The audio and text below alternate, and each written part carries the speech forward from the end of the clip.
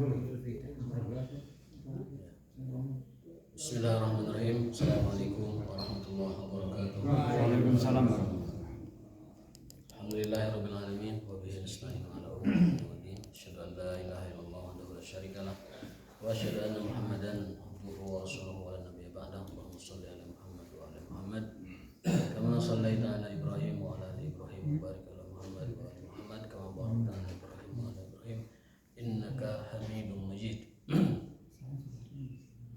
Insyaallah hari ini kita akan membahas satu atau dua hadis dari Sahih Bukhari menyambung dari pembahasan sebelumnya. Nanti akan kita lanjut dengan adab-adab atau fikih kurban ya. Sedikit mungkin ada pertanyaan atau lain sebagainya. Hadis yang ke-458 ini tentang Rasulullah SAW mengunjungi seorang wanita yang sebelumnya itu profesinya adalah tukang bebersih masjid ya. Hadisnya adalah dari Abu Hurairah radhiyallahu taala anhu bahwa ada seorang laki-laki yang berkulit hitam atau wanita berkulit hitam, ibu-ibu berarti. Karena yakumul masjidah, biasa setiap hari membersihkan masjid. Khidmatul masjid. Famata fasa'alan Nabi SAW anhu. Lalu wafat, meninggal dunia. Kemudian Rasulullah SAW bertanya, kemana wanita itu, kemana ibu itu? Kemudian orang-orang menjawab bahwa beliau sudah meninggal. Afala kuntum adantumuni bihi. Rasul mengatakan, kenapa kalian tidak memberitahu aku tentang kematiannya?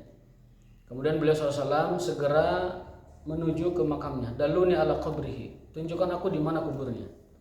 Lalu setelah ditunjukkan, beliau berangkat ke kuburan wanita tersebut. Fa'ata qabruha fa shalla 'alaiha. Kemudian beliau salat jenazah di kuburnya itu. Ini merupakan dalil bahwa diperbolehkan salat jenazah di kubur seseorang, di pemakaman seseorang. Ya. Jadi tidak mengapa ya salat jenazah di kubur. Misalkan hari ini ada yang meninggal, kita tidak sempat menyolatkan di di tempatnya atau di masjid, maka kita boleh mendatangi kuburnya dan menyolatkan di kuburnya. Beberapa bulan lalu kami takziah ke salah satu tokoh besar ya dalam dakwah Islam. Itu kita sudah ke rumahnya, sudah selesai sholat jenazah, dan kita sholat jenazahnya di kubur beliau beserta jamaah yang lain. Nah, berikutnya adalah hadis tentang, kita masih adab-adab masjid ya. Rasulullah SAW melarang kita bertransaksi di masjid. Kalau ada orang bertransaksi di masjid, baik nawarin ataupun nyanggupin, baik penawaran ataupun MOU ataupun deal ataupun apalah yang berkenaan dengan transaksi jual beli di masjid, maka kita mengatakan la arbahakallah, semoga Allah tidak memberikanmu keuntungan, ataupun semoga keuntunganmu tidak berkah. Karena pada dasarnya tidak diperbolehkan orang melakukan transaksi di masjid, baik menawarkan ataupun mendilkan ya, yang sifatnya transaksi. Tapi kalau transaksi itu bukan jual beli, diperbolehkan. Misalkan penyerahan uang kurban, uang zakat, uang titipan, lain sebagainya, atau bayar hutang boleh. Bayar hutang boleh di situ. Tapi kalau jual beli yang sifatnya profit itu sangat tidak dianjurkan. Bahkan Rasulullah SAW itu berpidato ketika turun surat Al-Baqarah tentang ayat riba, beliau langsung naik ke atas mimbar dan mengatakan bahwa mulai saat ini perniagaan khamr diharamkan, termasuk ribanya, dan juga termasuk larangan berjual beli di masjid. Kalau di selasar masjid, yaitu memang ada perbedaan pendapat apakah selasar itu masuk ke masjid atau bukan masjid. Karena ada kaidah at-tabi'ut tabi, sesuatu yang dibangun mengikuti sesuatu itu, maka sesuatu itu memiliki hukum yang sama dengan sesuatu itu. At-tabi'u tabi'un, sesuatu yang diikutkan dia punya hukum sama dengan yang diikutkannya itu. Nah, sehingga lebih aman berjualan itu jangan di masjid atau samping masjid yang biasa sholat tetapi agak berjarak jauh ya, sehingga kita tidak mengatakannya bahwa itu bagian dari masjid. Berikutnya adalah tentang diperbolehkan kita mengikat tawanan ataupun orang yang punya hutang di masjid. Jadi kalau orang punya hutang nggak mau bayar, ikat di masjid, Pak. Tangcang di masjid. Termasuk juga pelaku kriminal ataupun penjahat itu boleh diikat di masjid. Hadisnya begini. Rasul SAW suatu hari sholat. Ya. Ini hadis Abu Hurairah. Inna ifritan minal jinni. Suatu hari ketika Rasul sholat, datang jin ifrit. Jin ifrit itu kan top kelasnya jin kan. Mun bangsa orang mah ieu lah. Pacamatna lah gitu lah. Pacamatna cendekia orang paling sakti, paling terhormat, paling kuat. Ifrit datang mengganggu sholatku. Ya. Tafallata alayya fil al-barihah. Jadi tadi malam aku sholat, jin itu mengganggu sholatku dan berdiri di hadapan Rasul. Dalam rupa apa? Dalam rupa api. Api ya. Au kalimatan nahwaha liyaqta'a alayya shalah, untuk mengganggu sholatku. Fa amkanani Allahu minhu. Lalu Allah kuasakan diriku atas dia. Maksudnya apa? Allah lindungi Nabi dari gangguan jin tersebut. Jadi kalau Rasul saja sholat diganggu ku jin, komo urang teh. Keur sholat teh.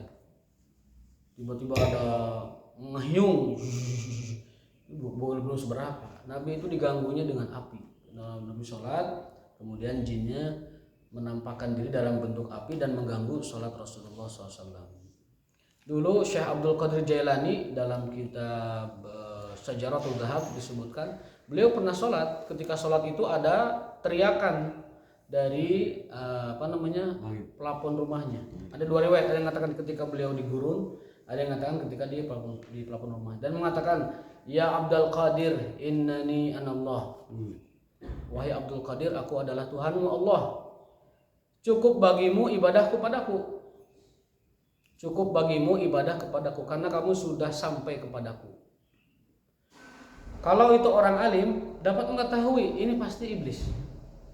Karena apa? Karena nggak mungkin ada perintah dari Allah disuruh meninggalkan kewajiban. Kamu sudah sampai kepada Allah, tidak perlu sholat lagi, tidak perlu tilawah lagi, tidak perlu ibadah lagi. Kalau model kita mungkin digituin atau Pak? Wah benar itu sholat ya, makom ini wali ini. Jadi kadang-kadang kita dalam fenomena yang beginian tuh orang semakin ngawadul, semakin khurafat, semakin karomah pada kita. Semakin berbohong tentang keajaiban-keajaiban, semakin dianggap karomah. Padahal itu bisa jadi adalah khurafat syaitaniyah ataupun bisa jadi awham syaitaniyah. Seperti Syekh Abdul Qadir tadi diganggu sholatnya dengan ungkapan, ya Abdul Qadir innani anallah faqad wasalta ilayya, kamu sudah sampai kepadaku.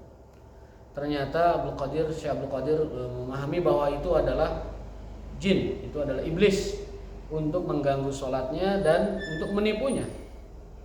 Akhirnya beliau mengatakan, irhal ya adu Allah, pergilah kamu wahai musuh Allah, diusir. Dalam riwayat lain kejadiannya itu adalah di gurun pasir ketika beliau safar, tiba-tiba ada awan hitam menggunung dan berkumpul di satu tempat, lalu awan tersebut bersuara sama seperti suara yang tadi didengar di cerita yang pertama tadi, bahwasanya akulah Allah, kamu telah sampai kepadaku, tidak perlu lagi kamu melakukan ibadah-ibadah karena kamu telah sampai kepadaku. Lalu Abdul Qadir mengatakan bahwa engkau adalah musuh Allah, diamlah kamu dan pergilah menjauh dariku. Akhirnya si awan itu kemudian berpendar lagi dan setelah itu kondisi kembali normal. Jadi kadang-kadang bukan hanya orang biasa, orang soleh yang sudah makomnya sangat tinggi sekali, bahkan Nabi SAW diganggu oleh jin, diganggu oleh ifrit dalam sholatnya. Rasul mengatakan dalam hadis ini bahwasanya tadi malam ifrit dari kalangan bangsa jin berusaha menggangguku, ya, lewat di hadapan sholatku untuk mengganggu sholatku, tetapi Allah menguasakan aku atas dia, memberikan aku kekuatan untuk mengalahkan dia, begitu. Fa'aradtu an arbitahu ila sariyati min sawaril masjid hatta tusbihu. Aku ingin jin ini diikat, diikat, lalu aku simpan dia di salah satu pohon di kota Madinah. Ya. Untuk apa? Wa tanduru ilaihi, agar kalian dapat melihat bagaimana sosok rupa jin yang sebenarnya dan bagaimana jin itu berbuat atas kalian. Kullukum, kalian semua akan melihat dia. Fadzakartu qaula akhi Sulaiman, tapi aku teringat ungkapan Nabi Sulaiman. Yang ungkapannya adalah Rabbi habli mulkan la yanbaghi li ahadin ba'di. Nabi Sulaiman pernah berucap kepada Allah suatu permohonan, ya Allah ampuni aku dan jangan kau berikan kekuasaan sebesar ini kepada orang selainku atau setelahku. Maka Nabi Muhammad SAW mengingat atau teringat ungkapan Nabi Sulaiman, lalu beliau melepaskan jin tersebut. Ini artinya bahwasanya kemampuan seseorang menguasai, mengendalikan dan menggunakan jin untuk suatu keperluan sudah tidak diperbolehkan lagi sejak Nabi Sulaiman alaihissalam menutup pintu itu. Bahkan Nabi Muhammad pun yang bisa menangkap jin dan bisa mengikat dia di Madinah tidak melakukannya. Karena teringat tadi doanya Sulaiman bahwa dia memohon kepada Allah, jangan berikan kekuasaan seperti ini, izin seperti ini kepada orang setelahku. Itu diperkuat dengan ayat surat Al-Jin ayat 9. Wa minan nasi may ya'uduna birijadin minal jinni fazaduhum rahaqa. Di antara manusia ada yang meminta bantuan ke jin, ada yang meminta khidmah kepada jin, ada yang memperbantukan jin karena dia menguasainya. Kata Allah fazaduhum rahaqa, dan itu hanya menambah kesesatan saja. Berarti terlarang.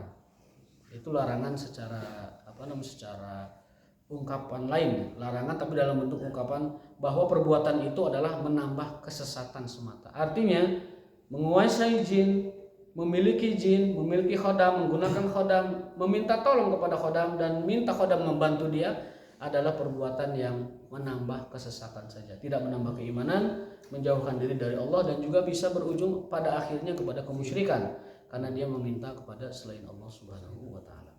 Jadi ini hadis yang ke-461 ini sebenarnya judul hadisnya itu adalah diperbolehkan menangkap penjahat ataupun bahkan yang punya hutang tidak mau dibayar-bayar.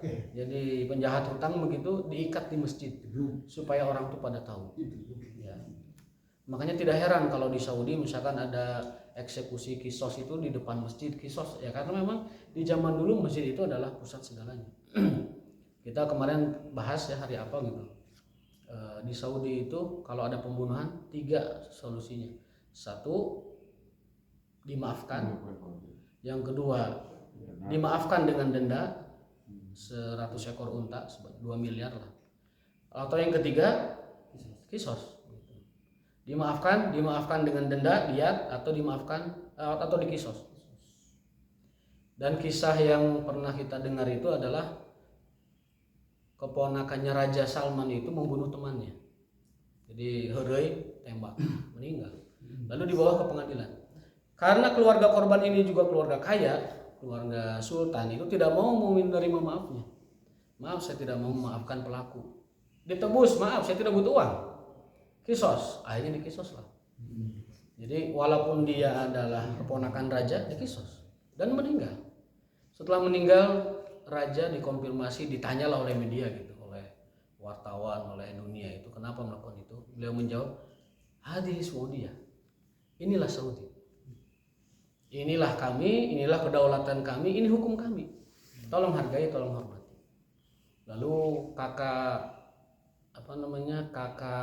korban juga, yang maksudnya kakak pelaku yang dihukum itu, dalam keterangannya mengatakan bahwa semoga Allah mengampuni kesalahan-kesalahan adik saya. Luar biasa, penerimaan mentalitas orang Saudi kepada hukum Islam itu luar biasa. Jadi sang paman yang merupakan raja mengatakan ini hukum kami, hargai kedaulatan hukum kami. Lalu kakaknya korban, maksudnya kakak korban itu berarti kakak pelaku yang dikisos ya, itu mengatakan bahwa semoga Allah mengampuni kesalahan-kesalahan adikku. Jadi tidak berontak dengan hukum Islam itu, tidak melawan hukum Islam. Kalau memang itu sudah ketentuannya ya terima. Kalau kita kan sami'na wa fikir-fikirna, dalam segala halnya sami'na wa fikir-fikirna. Yang paling kencang itu menolak syariat poligami, itu paling kencang itu kan. Mati-matian tuh menolaknya. Padahal hukumnya mah terima saja, tetapi prakteknya tidak mau, tidak bersedia, nggak apa-apa. Tapi jangan menentang hukumnya, jangan melawan hukumnya, nggak boleh, karena itu syariat dari Allah Subhanahu Wa Taala. Yang penting bisa diaturlah bagaimana teknisnya. Jadi ini hadis ini juga memberikan informasi kepada kita bahwa orang sholat itu bisa saja diganggu, baik oleh jin, baik oleh lain-lain sebagainya. Kalau yang ganggunya makhluk biasa, hewan, bisa ditalapung lagi sholat kan.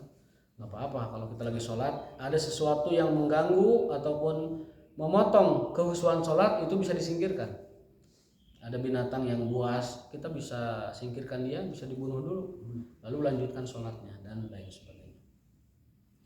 Nah, kemudian hadis berikutnya adalah wa kana Syuraih ya'murul gharima an yuhbasa ila sariyatil masjid.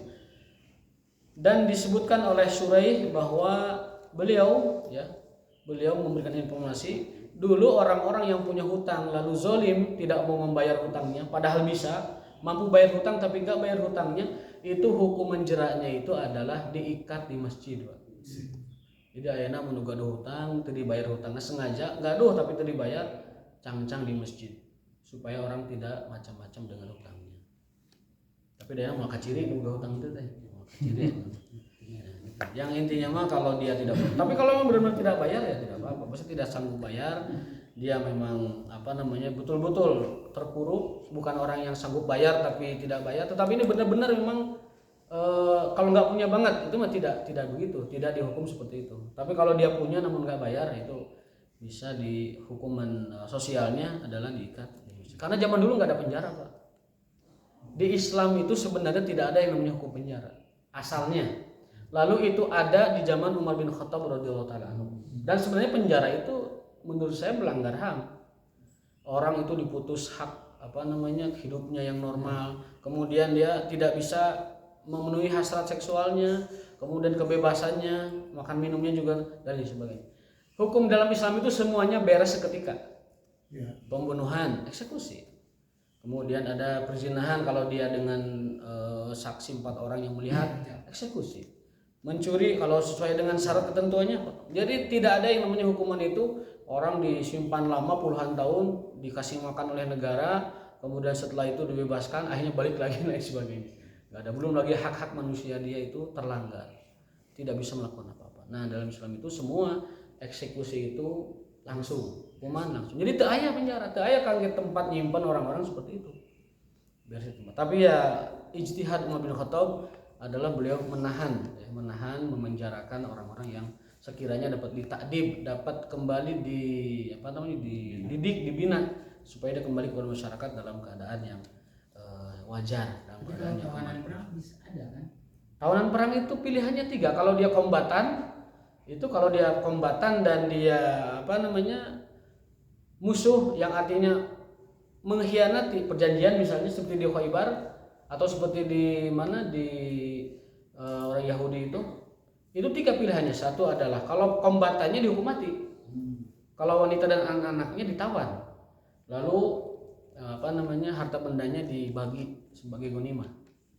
Jadi dalam Islam itu yang namanya tawanan perang itu diberi pilihan, ya. Pemimpin Islam diberi pilihan kalau mendapatkan tawanan. 1 bisa menghukum mati, 2 bisa membebaskan, 3 bisa menjadikannya budak, 4 bisa membebaskan dengan tebusan, ataupun yang kelima bisa membebaskan sesuka dia.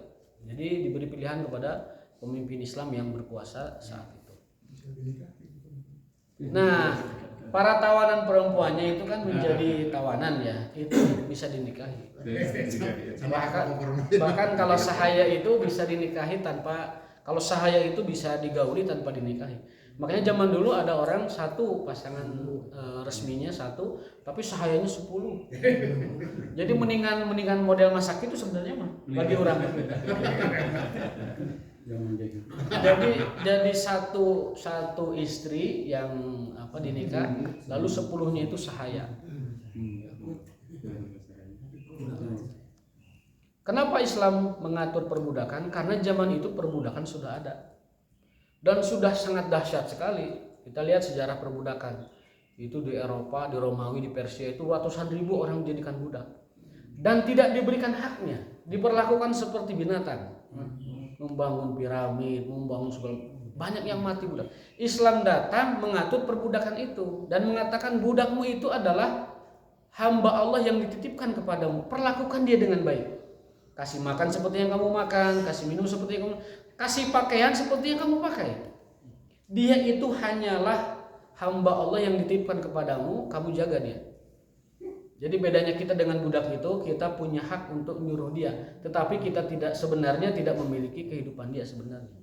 Makanya haji juga nggak bisa katanya. Haji nggak bisa, Jumat nggak bisa. Pokoknya budak itu kalau majikan tidak mengizinkan, tidak boleh melakukan apapun. Haji nggak bisa, Jumatan juga nggak boleh Jumatan dan lain sebagainya. Ya. Hanya saja dalam Islam ada hukum yang khusus. Di antaranya adalah majikan boleh menggauli budak wanitanya tanpa pernikahan. Itu yang diatur oleh Islam. Berbeda dengan jahiliyah. Jahiliyah itu berbeda. Jahiliyah itu semacam pelacuran. Karena kan ada 4 macam pernikahan jahiliyah. Satu seperti yang kita kenal sekarang. Yang kedua itu ada wanita yang disuguhkan kepada tokoh, dikelilingkan begitu, nanti anaknya itu menjadi anak siapa gitu, digilirkan. Yang ketiga adalah wanita itu pasang bendera, semua laki-laki boleh menyentuhnya. Nanti anaknya ditentukan siapa yang mirip dengan dia, maka jadi bapaknya.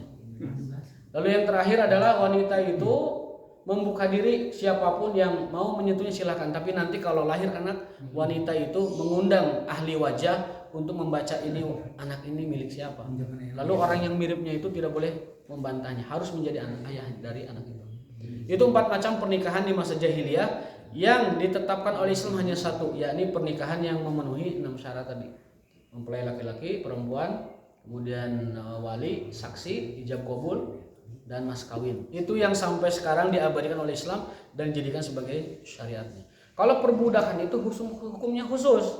Al-Quran banyak menjelaskan wa ma malakat aymanukum, dibolehkan kepada kita ini untuk memiliki budak dan juga menggauli budak tanpa dinikahi. Itu kekhususan dalam hukum Islam. Tetapi karena Islam datang semangatnya menghapus perbudakan, maka perbudakan sekarang dihapuskan. Orang yang melanggar janji merdekakan budak. Orang yang membatal puasa di tengah Ramadan dengan berjima bebaskan budak. Semua hukuman dalam Islam itu ada ada ketentuannya, bebaskan budak. Makanya pembebasan budak itu dijadikan sebagai sarana pengampunan dosa dari berbagai dosa-dosa yang dilakukannya. Ini artinya Islam datang itu bukan menciptakan perbudakan baru, tetapi menghapus perbudakan yang sudah ada, yang tidak mungkin dihapus sekaligus. Bertahap dijadikan tebusan bebas, kemudian pahala yang besar untuk orang yang memerdekakan budak. Itu tiada lain karena semangat Islam adalah semangat pembebasan, bukan semangat untuk mengadakan perbudakan baru. Tetapi jika ada nanti perbudakan baru muncul karena mungkin peperangan atau lain sebagainya, maka Islam sudah siap perangkat hukumnya. Gitu. Kalau nanti misalkan suatu saat ada perang dunia yang melibatkan semua orang, atau 2 negara yang bertikai, itu wanita dan anak-anaknya jadi budak. Budak. Karena itu konsekuensi peperangan. Orang kalau kalah perang, maka keluarganya jadi budak. Saat negara B berperang, ada yang kalah, itu yang kalah pasti anak-anak dan istri-istri mereka jadi budak. Nah, Islam datang dengan syariat perbudakan itu bukan untuk menciptakan perbudakan baru, tetapi memanusiakan budak tersebut, dan semangatnya adalah membebaskan perbudakan. Gitu. Kalau punya budak, Allah berpesan melalui Rasulnya, apa kalau punya budak? Kasih makan seperti yang kamu makan, kasih minum seperti yang kamu minum, kasih pakaian seperti yang kamu pakaikan. Maka Islam mengangkat derajat, bukan untuk merendahkan. Sebelumnya perbudakan itu untuk merendahkan manusia, tetapi setelah Islam datang, perbudakan itu diangkat derajatnya dan dimotivasi setiap orang yang punya budak untuk membebaskan budaknya, supaya tidak salah paham dengan syariat kita, ya. Karena menganggapnya seperti jahiliyah. Ya. Nah, baik, mungkin itu satu hadis saja hari ini tentang Rasulullah SAW diganggu dalam sholatnya dengan iblis, lalu Rasul berdoa kepada Allah, Allahumma inni a'udzubika min, ya Allah aku berlindung kepadamu dari kejahatan makhluk ini. Jadi kalau ada jin ganggu sholat kita berupa api atau berupa apa, tangkap Pak, lalu mengatakan a'udzubillahi minka, aku berlindung pada Allah dari kejahatan. Ya. Kalau mau diikat jangan, ingatlah perkataan Nabi Sulaiman. Surat ayat 35. Sod 35. Rabbi habli mulkan la yambaghi li ahadin. Cuman sayang doa ini jadi pejabat untuk naik pangkat. Ya, padahal nggak ada hubungannya. Dia akabri misalnya. Rata-rata pejabat kalau ngewirid itu wirid ayat ini untuk naikkan pangkatnya. Padahal ini ayatnya tentang pertaubatan Nabi Sulaiman, bukan pertaubatan, permintaan ampun Nabi Sulaiman untuk kepada Allah Ta'ala untuk tidak Allah memberikan kekuasaan yang sama kepada orang lain. Jadi Nabi Sulaiman itu dengan kekayaan dan kekuasaan yang luar biasa, selalu istighfar dan selalu mengatakan bahwa ini semua darimu ya Allah.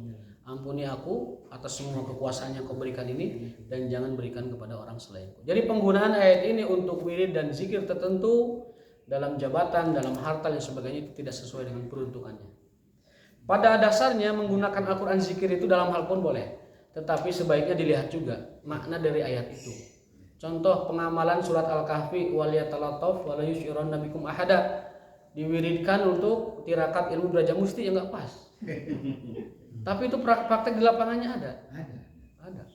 Tapi dan bisa katanya. Baca itu berapa ribu kali lalu di puasa mati geni jadilah ilmu belajar musti. Nah pertanyaannya adalah mungkinkah ilmu belajar musti diperoleh dengan bacaan Quran? Padahal belajar musti bukan ilmu dari Islam. Nah itu masalahnya kan.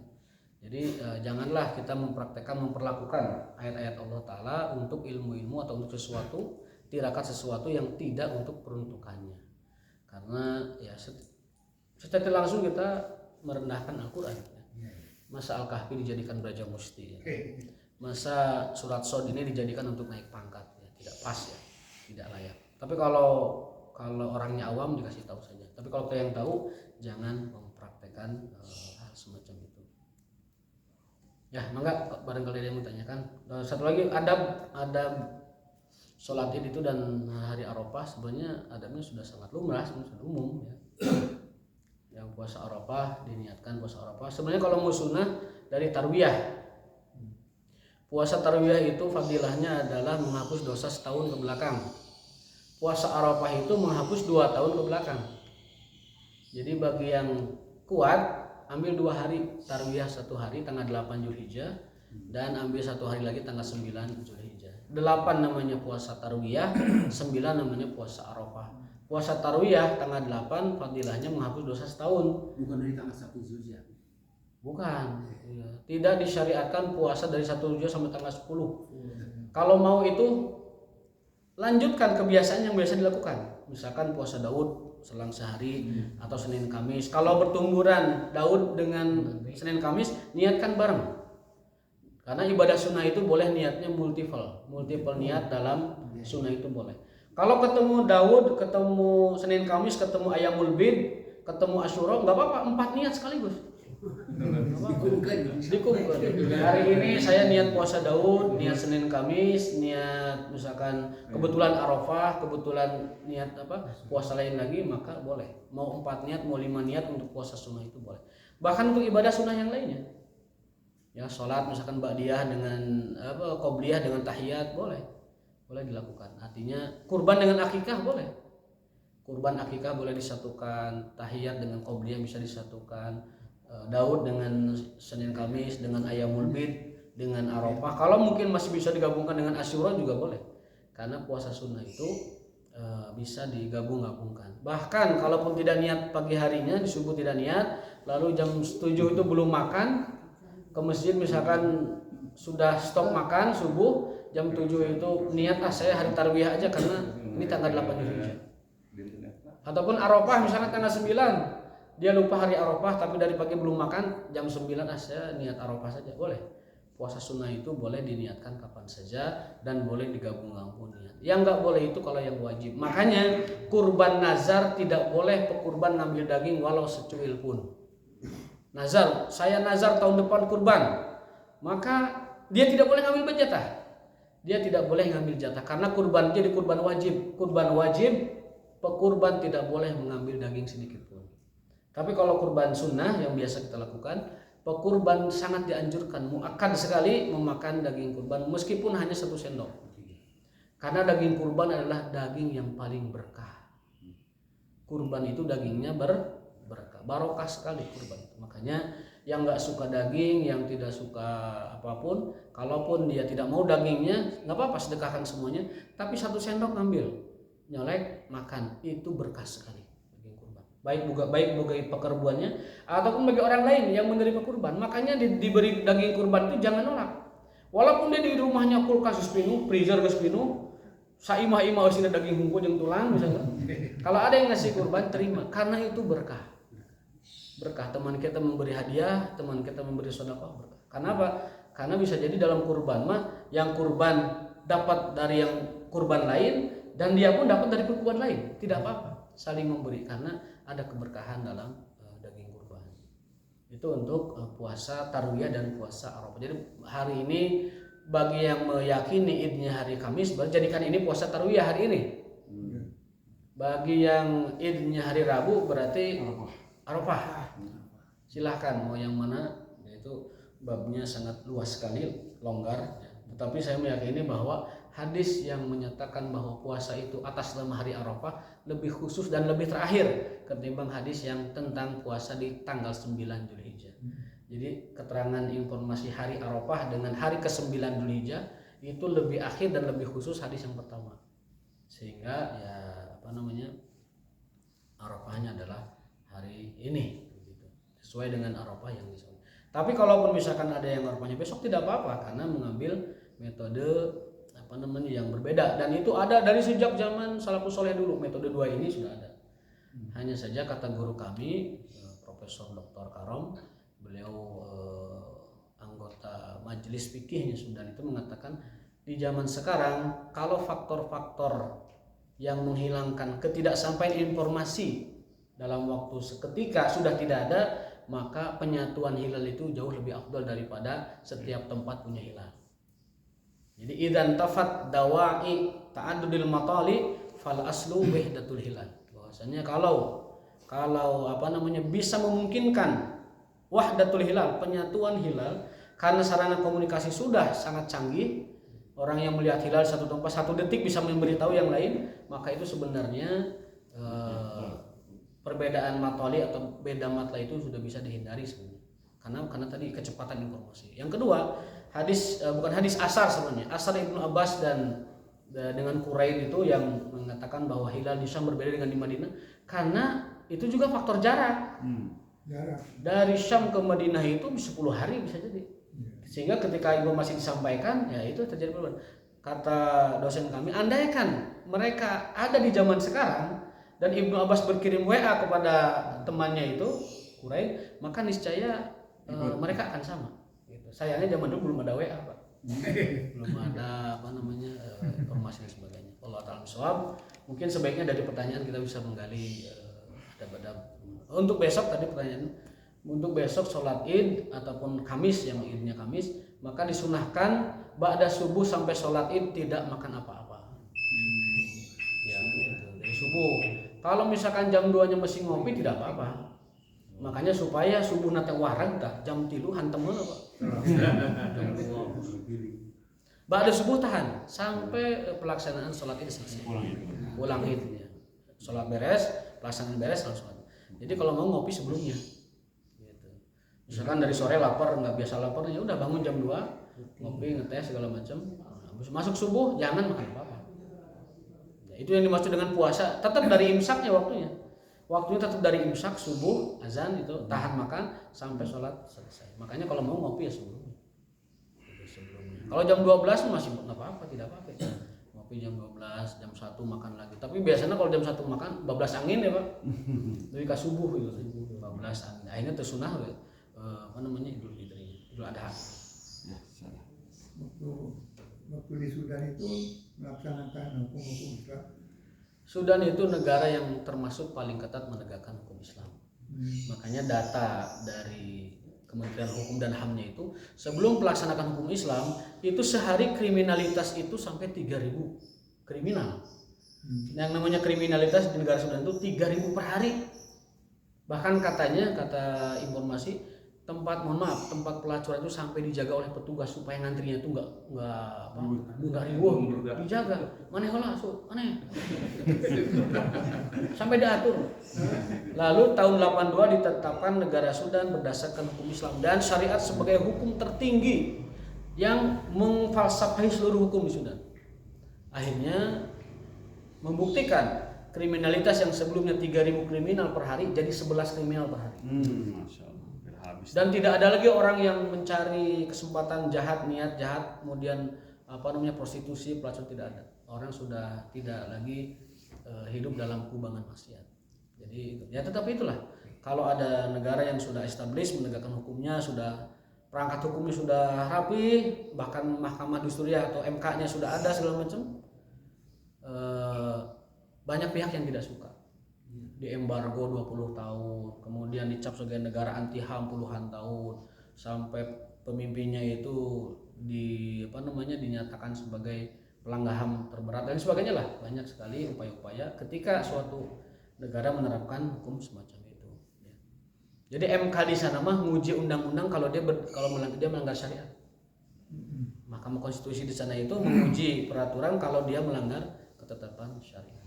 Ala kulli hal, kita berdoa kepada Allah SWT agar negara-negara yang sudah menyatakan misalkan syariat Islam sebagai hukumnya diberi kemajuan lah, diberi kemajuan, kesentosan supaya menjadi role model bahwa negara tersebut menjadi contoh negara lain seperti Brunei misalnya, Saudi Arabia yang paling ketat, Saudi Arabia dan negara lain. Karena banyak negara Islam yang menerapkan Islam malah jatuhnya jadi negara yang susah berkembang gitu.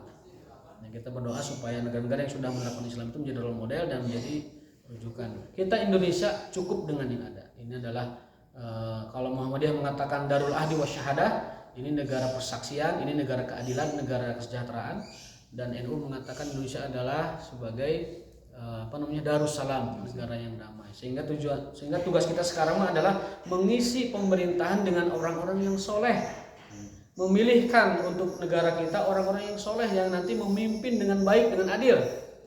Karena syariat tertinggi itu keadilan. Syariat tertinggi itu keadilan. Allahu qayyumus sama.